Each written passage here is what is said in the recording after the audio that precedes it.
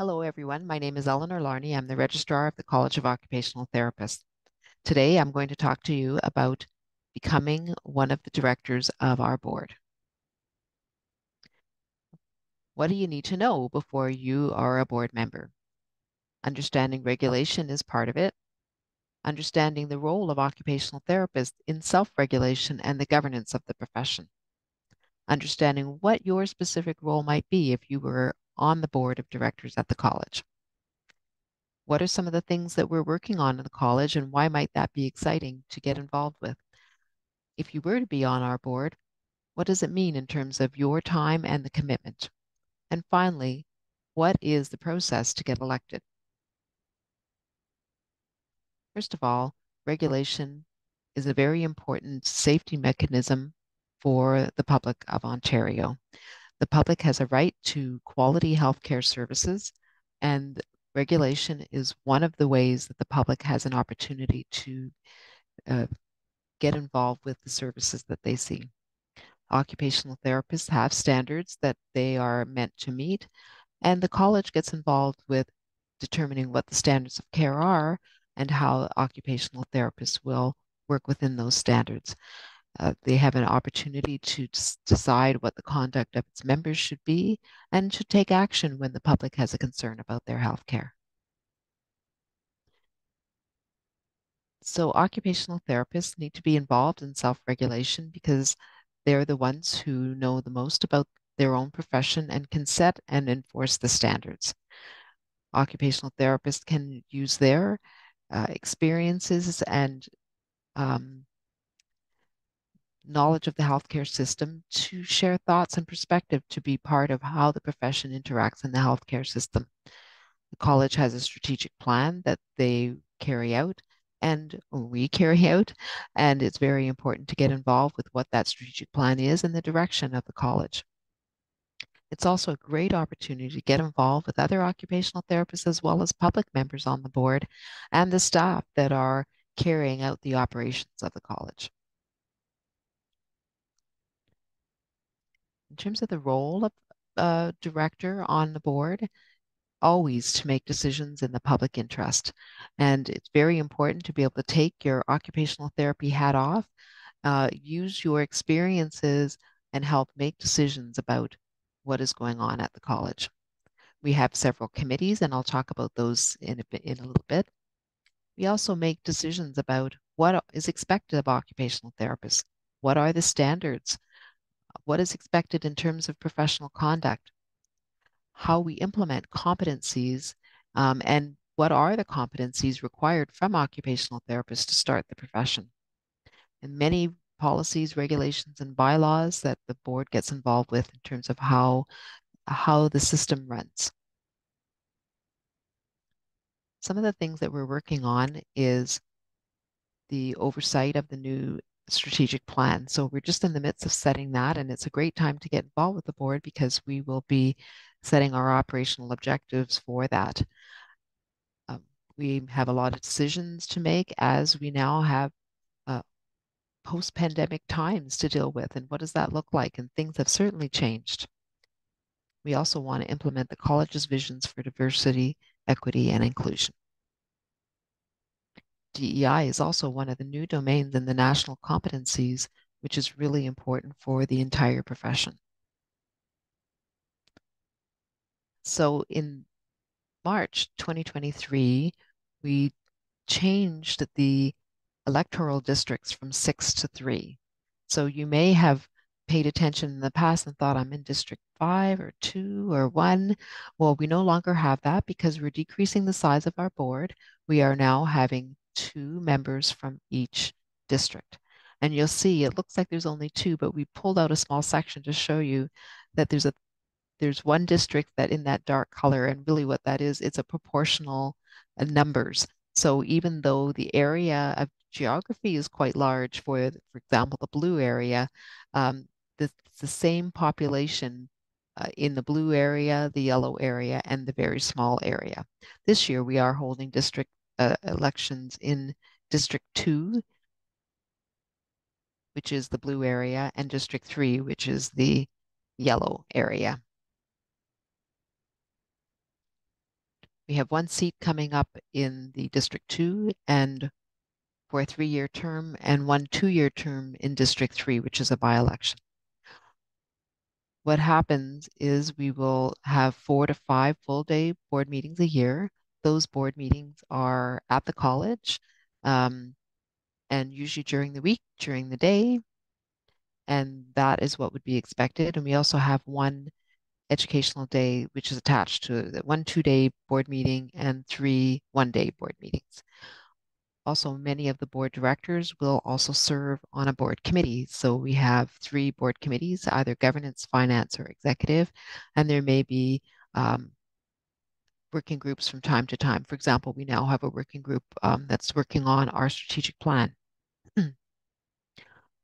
All of the meetings require some preparation time, so we expect all board members to come to all of our meetings prepared and ready to deliberate. So here are the committees for the college, and we break them up between statutory committees, non-statutory committees, and board committees. So our statutory committees, as of April, will only have appointed members on them. So board directors won't sit on those committees anymore, but we have the executive committee is made up of board members, and that comes from an election that happens at the board time. We have a fitness to practice committee, which determines if there's an occupational therapist may have some reason, either due to capacity, their own personal capacity, or incompetence, and they may not be able to practice safely. So that committee would review cases that come before it related to that. Discipline committee looks after if any occupational therapist gets referred to that discipline committee, and would be a public hearing. The Inquiries, Complaints, and Reports Committee, that committee looks after any matter that comes before it related to a complaint about an occupational therapist, and they would determine whether that case is serious enough to be referred for a discipline hearing. Registration, that particular committee's job is to set the requirements for entry into the profession and also hear any questions about a registrant, whether if somebody may not be able to be registered, then they would look at it and decide what they might do in order to become registered, or just make a decision they shouldn't be registered. Quality assurance. Any occupational therapist who's been around for a while will know we have quality assurance requirements, and they get involved with what that program is and determining if there's any remedial actions that need to be taken by a registrant. And Patient Relations Committee is there to make sure that all of the interactions between occupational therapists and patients are of high quality. So getting their input and our standards, and hearing about anything that might help that relationship. So we have 2 non-statutory committees, and those are the committees that are not prescribed in legislation. So statutory committees, all colleges have to have those. Non-statutory committees, those are the committees that we have made to say we need these. And so one of them is a practice subcommittee. That particular committee are all occupational therapists who work on developing our standards and any practice guidance that might be helpful for practicing OTs. And the Quality Assurance Committee gets involved primarily to help us write the yearly e-learning modules and other things that might be used in the Quality Assurance Committee. And then we have 3 board committees. The Governance Committee, which basically looks after how the college governs itself. The Finance and Audit Committee, which is exactly what it sounds like, reviews in depth the college finances and also reviews the results of our yearly audit. And we have our Nominations Committee, which is a new one, and that particular committee helps to recruit and screen for candidates who are going to sit on all of our statutory committees. So lots of work going on, and very exciting to get involved with any of these committees. I would also say that for somebody who wants to be on the board, there's 6 spots for occupational therapists for the whole province. However, there's lots of opportunity to get involved in all of the statutory and non-statutory committees. So it's a great opportunity to get involved. If you were to come on any committee or onto the board, we have lots of training. You don't need to worry about, I've never sat on the college board, so I don't know what to do. Not a problem at all. We will absolutely provide orientation. There is an orientation module that we want all candidates to elections to do. We want to make sure you know what you're getting into, that you know enough about the college so that you have the basic competencies to work with us right from the get-go. Um, However, we will do any kind of training that's needed. So once you come on, there's an orientation process. And if you are on a committee, you'll get oriented to the work of that committee as well. And we also have ongoing learning and development. Some of it's learning from others who are sitting around the board, as well as there may be some specific competencies or skills we want specific board members to have. So we will do training for that. Every single committee and the board itself has ongoing staff support. So all the all the materials and background information that all directors need is provided to them, and so that they can make good decisions.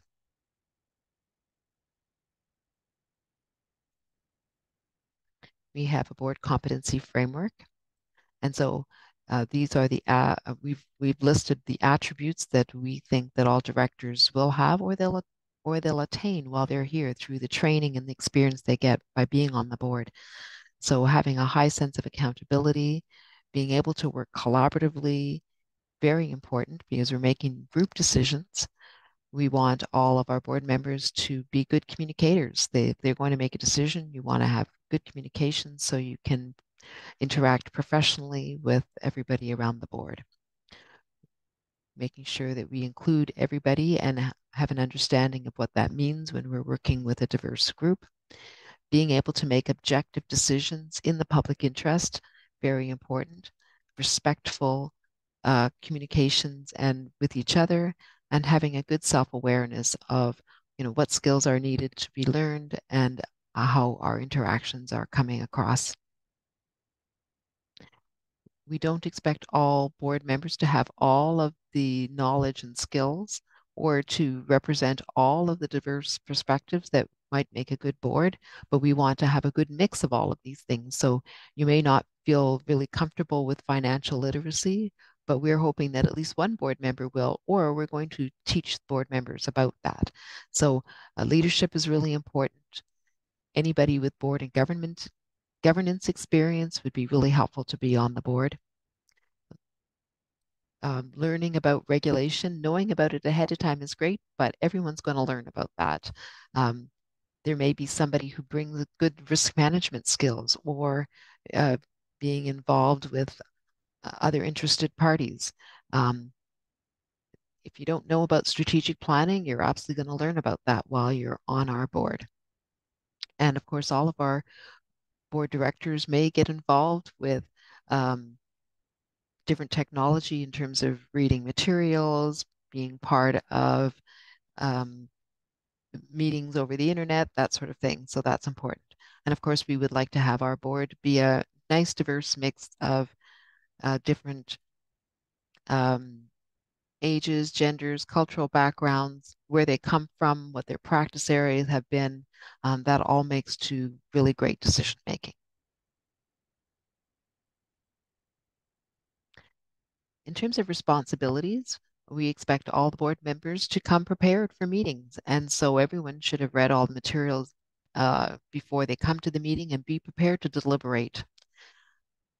All board members should avoid or disclose any conflicts of interest. And we would do a lot of training about what that means.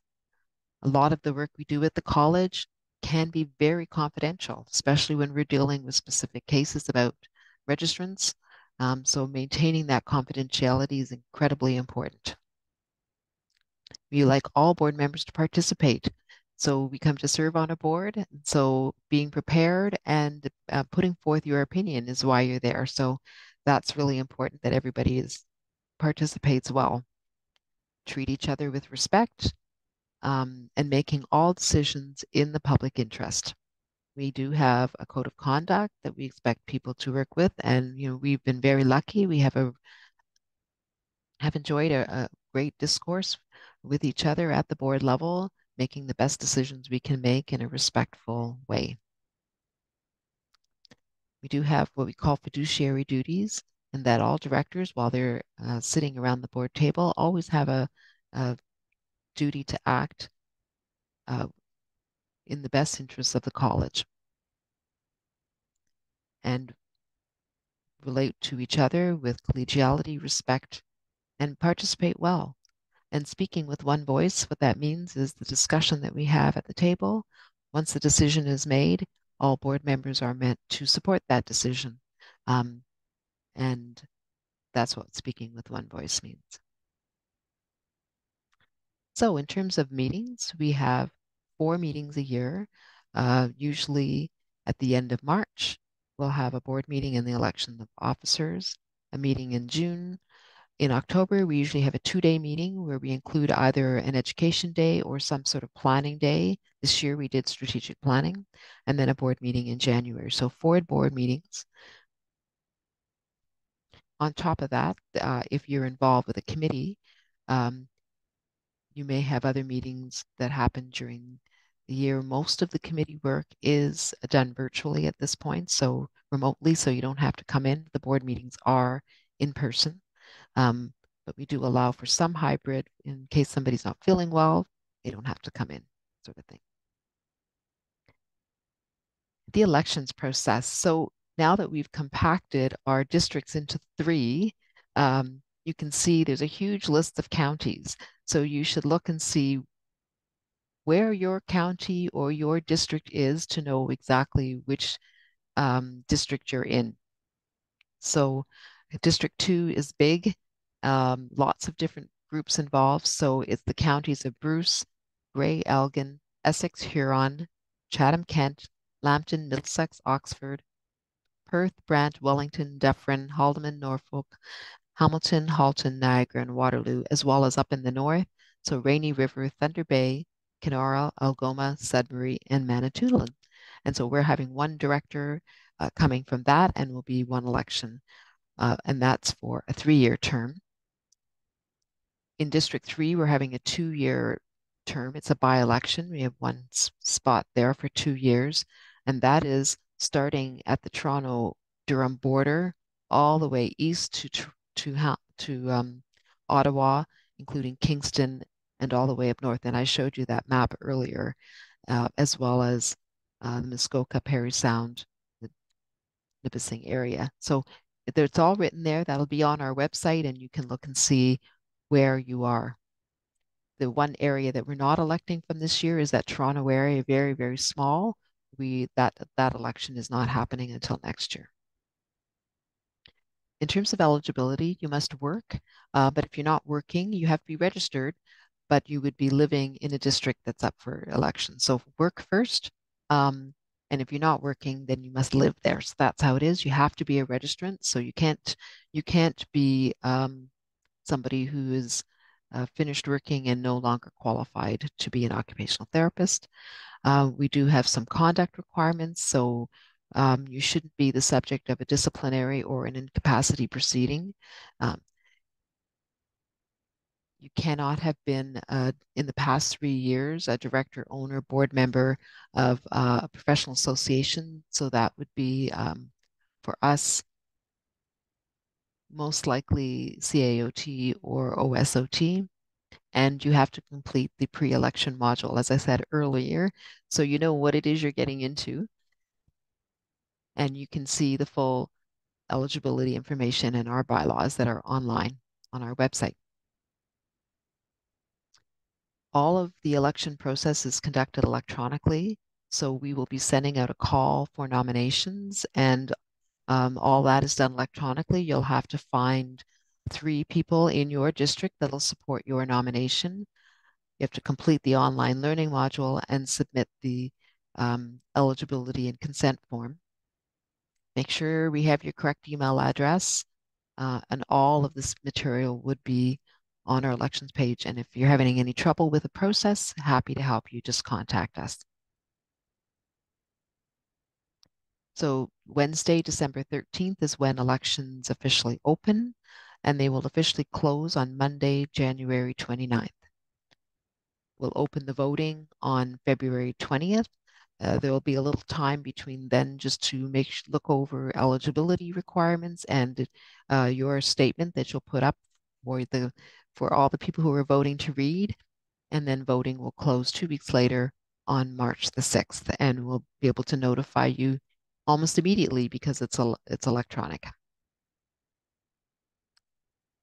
And at that point, there are no questions. So thank you very much for your attention.